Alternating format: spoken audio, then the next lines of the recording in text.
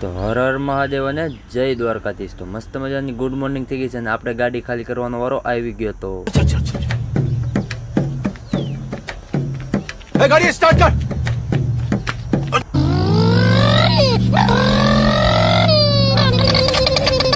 અને ગાડી ખાલી કરવાની હતી ને આપણે ગાડી લગાડી દીધી અને પછી આપણે તાલપત્રી ખોલવાની હતી. તો તાલપત્રી ખોલવા લાગ્યા અને ત્યાં તો આપણને વળી ગયો પરસેવો અને ગાડી ખોલી નાખીને પછી આપણે નાવા વૈયા ગયા. નાહીને આપણે વાળ સરખા કરી નાખ્યા અને પછી આપણે જવાનું હતું ચા પીવા.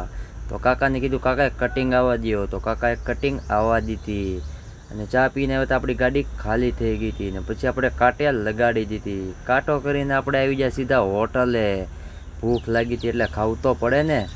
હોટલે આવીને ઓર્ડર આપી દીધો તો આપણી થાળી આવી ગઈ. ને પછી મારા વિડીયો તમને સારા લાગતા હોય તો લાઈક શેર અને ફોલો કરવાનું ભૂલતા નહીં.